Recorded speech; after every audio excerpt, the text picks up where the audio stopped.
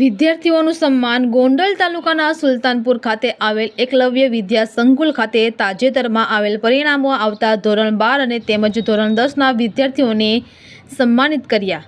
સાથે તેમના વાલીઓનું પણ મોં મીઠું કરીને સન્માન કરવામાં આવ્યું હતું.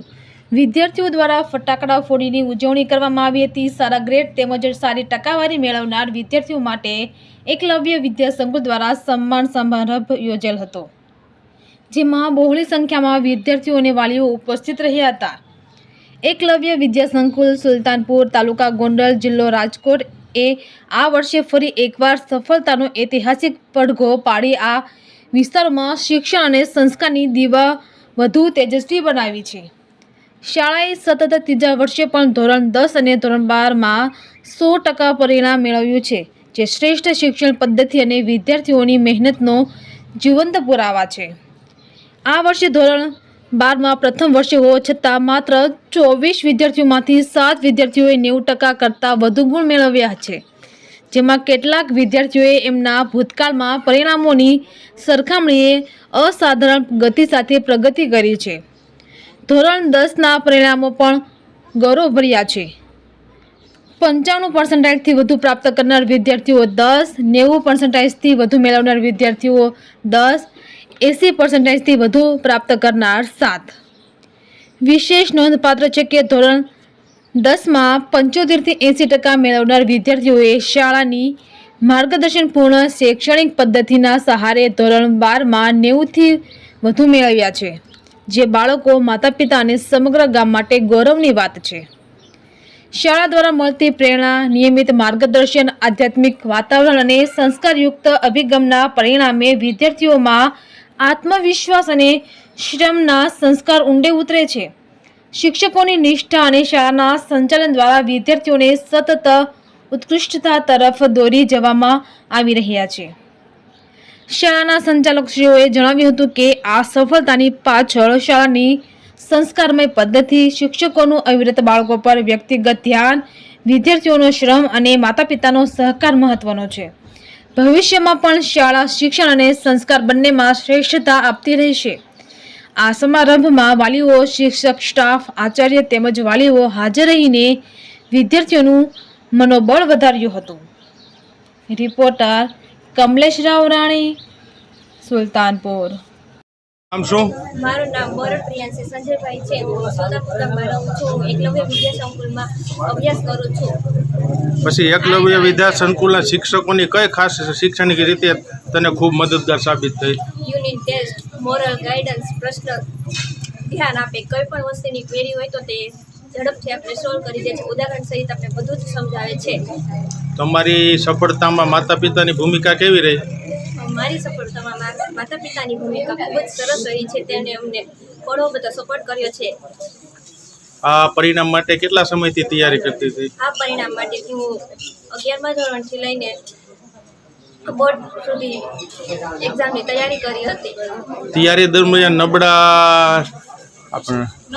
નબળા વિષયોમાં કઈ રીતે તૈયારી કરી? નબળા વિષયો હતા તેમાં મેં ડાઉટ બુક બનાવીને જે તે વિષયના મેડમ હતા તે લોકોને અમને સમજાવ્યું હતું અને તેને પૂછ્યું હતું. તે લોકોએ અમને સરસ રીતે સમજાવ્યું હતું. સ્કૂલ વિશે શું કહેવા માંગો છો? સ્કૂલ વિશે કે આ એકલવ્ય વિદ્યા સંકુલ જેવી સ્કૂલ આખા ગુજરાતમાં તમને ક્યાંય નહીં જોવા મળે અને આ સ્કૂલની સંસ્થાનો સ્ટાફ પણ એવો છે અને શિક્ષક પણ એવો છે. Okay, thank you. તમારું નામ શું? મારું નામ શેખડા જિલ્લા સુખભાઈ છે. તમે 10માં કેટલા ટકા આવ્યા? મારે 10માં 99.77 PR. હવે આગળ શું બનવાની ઈચ્છા છે? મારે આગળ CA નો ગોલ છે, ચાર્ટર્ડ એકાઉન્ટન્ટ. બરોબર છે. તમારું ગામ કયું? અમારું ગામ ભાડાસર. હવે તમે કઈ સ્કૂલમાં અભ્યાસ કરતા અને સ્ટાફ તરફથી કેવો તમને સપોર્ટ મળ્યો? એકલવ્ય વિદ્યા સંકુલ સુલતાનપુરમાં અભ્યાસ કરતો. 10મા ધોરણમાં અમને સ્ટાફ હતી, અમને ખૂબ જ સારો સપોર્ટ મળ્યો છે. હવે જે ભણવામાં નબળા વિદ્યાર્થીઓને માટે તમે શું સંદેશ દેવા માંગો છો? જે ભણવામાં નબળા છે એને ભણવા બાબતે કોઈ ચિંતા નહીં કરવાની અને હંમેશા પોતાનામાં આત્મવિશ્વાસ રાખવાનો અને આત્મવિશ્વાસ સાથે ભણવાનું અપીલ કરું. તમે શું સંદેશ દેવા માંગો છો વિદ્યાર્થીને? વિદ્યાર્થીએ કોઈ ડરવાની જરૂર નથી. ભણવો તો એક પાયો છે જેના દ્વારા આપણે આપણું ભવિષ્ય ઉજ્જવળ બનાવી શકીએ. થેન્ક માં 11th દિવાળી પછી જ 12મું શરૂ કરવામાં આવે છે અને અમારા શિક્ષકો સ્ટાફ દ્વારા અમને એક રૂટીન બનાવીને આપવામાં આવે છે જે અમે દરરોજ ફોલો કરતા અને તે રૂટીન પ્રમાણે કાર્ય કરતા તે રૂટીનથી જ અમને આ શ્રેષ્ઠ પરિણામ મેળવી શક્યા છીએ. તમે પરીક્ષા દરમિયાન કેવી તૈયારી કરી? અમે પરીક્ષા દરમિયાન અને સવારે વહેલા ઉઠી અને વાંચતા અને સ્કૂલે તે અમને જ્યારે અમે સ્કૂલે આવતા ત્યારે અમને શિક્ષકો તે બધું પૂછતા કે તમે સવારે ઉઠીને શું વાંચ્યું છે તે બધી અમને તૈયારી કરાવતા.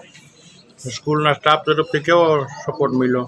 સ્કૂલના સ્ટાફ તરફથી અમને હંમેશા બેસ્ટ સપોર્ટ મળ્યો છે. ફ્રેન્ડની રીતે અમને હંમેશા ગમે તે પ્રશ્નમાં ક્યાંક ન સમજાતું હોય તો બધા ટોપિક અમને સમજાવ્યા છે. બધી રીતે અમને પૂરો સપોર્ટ કર્યો છે. તમારે કેટલા પર્સન્ટ આવ્યા છે? મારે 95.99% આવેલ છે. તમે શું કહેવા માંગો છો? હું દરેક વિદ્યાર્થીને કહેવા માગું છું કે તમે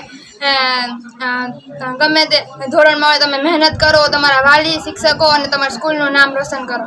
તારું નામ શું? મારું નામ કનોલિયા ધરતી એ મનસુખભાઈ છે. ગામ? હું નવા ગામમાં રહું છું અને એકલવ્ય સ્કૂલમાં અભ્યાસ કરું છું. એકલવ્ય સ્કૂલ સુલતાનપુર ને એડ્રેસ બોલ. Eklavya school Sultanpur. Eklavya school Sultanpur. Okay. નામ શું? મારું નામ ગજેરા એન્જલ અશ્વિનભાઈ છે. તને કેટલા ટકા આવ્યા? મારે 99.14% આવેલા છે. હવે તારે આગળનું લક્ષ્ય શું છે? મારે 11-12 કોમર્સ આ જ સ્કૂલમાં કરીને બીકોમ કરી, બીએડ કરી અને એમકોમ કરીને આ જ સ્કૂલમાં ફરી શિક્ષક બનીને ભણાવવું છે. પરીક્ષા ટાઈમે તારી તબિયત વીક હતી છતાં તે મહેનત કરી, કેવો અનુભવ થયો? અનુભવ તો ખૂબ સારો થયો.